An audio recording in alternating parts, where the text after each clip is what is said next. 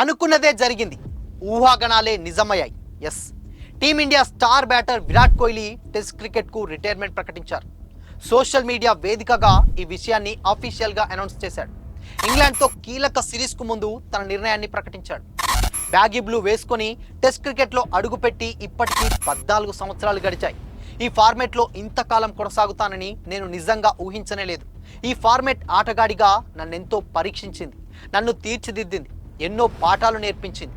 వ్యక్తిగతంగా జీవితంలోనూ నేటి వాటిని అనుసరిస్తాను. వైట్ జెర్సీలో ఆడటం వ్యక్తిగతంగానూ ఎంతో ప్రత్యేకమైనది. సుదీర్ఘంగా క్రీజ్లో ఉండడం, అందులోనూ గుర్తుండిపోయే చిన్న చిన్న పెద్ద జ్ఞాపకాలు ఎల్లకాలం నాతో పాటే ఉంటాయి. ఈ ఫార్మెట్కు వీడ్కోలు పలకడం మనసుకు చాలా భారంగా ఉంది, కానీ ఇందుకు ఇదే సరైన టైం అని అనిపించింది. ఆట కోసం నా సర్వస్వాన్ని ధారపోశాను. అందుకు ఆట కూడా నాకెంతో తిరిగిచ్చింది. నిజానికి నేను చేసిన దానికంటే, ఆశించిన దానికంటే ఎక్కువగానే ఇచ్చింది. మనస్ఫూర్తిగా కృతజ్ఞతా భావంతో నేను ఈ ఫార్మెట్ నుంచి వైదొలుగుతున్నాను.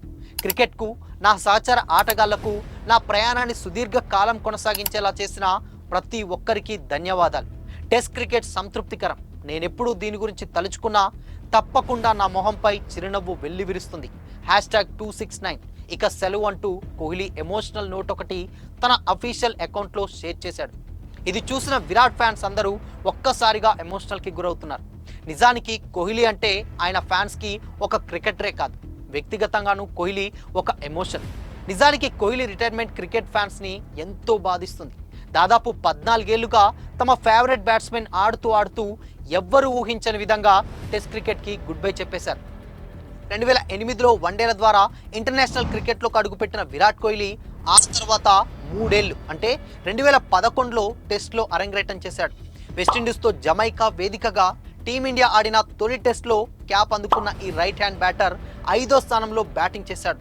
తొలి ఇన్నింగ్స్లో 10 బాల్స్ ఆడి కేవలం 4 పరుగులే చేసి అవుట్ అయ్యాడు. రెండో ఇన్నింగ్స్లో 54 బాల్స్ ఆడి కేవలం 15 రన్స్ మాత్రమే చేయగలిగాడు. అయితే ఈ చేదు అనుభవం తర్వాత కోహ్లీ తన ఆటను మెరుగుపరుచుకున్నాడు. టీమిండియా స్టార్ టెస్ట్ బ్యాటర్లో ఒకటిగా ఎదిగాడు. కెప్టెన్గాను సాంప్రదాయ క్రికెట్లో భారత్ను అగ్రస్థానంలో నిలిపాడు. ఆస్ట్రేలియా గడ్డపై చిరస్మరణీయ విజయం అందించాడు. తన కెరీర్లో మొత్తంగా 123 టెస్టులు ఆడిన కోహ్లీ 9230 పరుగులు సాధించాడు.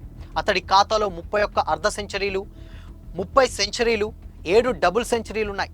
అత్యధిక స్కోర్ 254 కాగా టీ20 ప్రపంచ కప్ 2024లో టీమిండియా ఛాంపియన్గా నిలిచిన తర్వాత కెప్టెన్ రోహిత్ శర్మతో కలిసి కోహ్లీ కూడా అంతర్జాతీయ టీ20 ఫార్మాట్కు వీడ్కోలు పలికాడు. రీసెంట్గా రోహిత్ కూడా టెస్ట్లకు గుడ్ బై చెప్పిన 6 రోజులకే తాను వైదొలుగుతున్నట్లు ప్రకటించాడు. కాగా గత కొంతకాలంగా రోహిత్ కోహ్లీ టెస్టులో విఫలమవుతున్న విషయం తెలిసిందే. ఇక కోహ్లీ చివరగా పెర్త్లో ఆస్ట్రేలియా మీద తన టెస్ట్ సెంచరీ సాధించాడు. ఇక రోహిత్ కోహ్లీ ఇద్దరు కేవలం వన్డేలో మాత్రమే కొనసాగుతున్నారు. ఇప్పుడు ఫ్యాన్స్ అందరూ కోరుకునేది ఒక్కటే, వన్డే వరల్డ్ కప్ వరకు అయినా ఈ ఇద్దరు ఆడితే చూడాలని ఆశ. గతంలో సచిన్, సేవక్, ధోని, యువరాజ్ సింగ్ లాంటి ప్లేయర్స్ రిటైర్మెంట్ అయ్యాక చాలామంది క్రికెట్ లవర్స్ క్రికెట్ చూడడం మానేశారు. ఇప్పుడు రోహిత్ కోహ్లీ వల్ల కొంతమంది ఇంకా క్రికెట్ చూస్తున్నారు.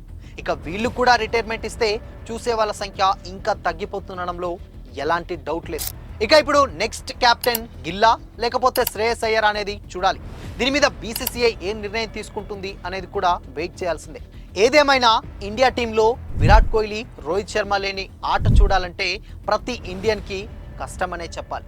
ఇక రోహిత్కి, కోహ్లీకి మిగిలింది ఒక్కటే, 2027 వరల్డ్ కప్. 2023లో వీళ్ళిద్దరి సారథ్యంలోనే వరల్డ్ కప్ పోయింది. ఎలా అయినా ఇప్పుడు 2027లో ఆ కప్ కొట్టాలనే ఉద్దేశంతో టీ20 ఇంటర్నేషనల్ అదేవిధంగా టెస్ట్ సిరీస్లకి గుడ్ బై చెప్పి ఇప్పుడు కంప్లీట్గా వన్డే వరల్డ్ కప్ మీదనే ఫోకస్ పెట్టారు. 2027లో ఎలా అయినా పోయిన చోటే దాన్ని దక్కించుకోవాలనే ఉద్దేశంతో కఠోర శ్రమతో ఉన్నారని వార్తలు వస్తున్నాయి.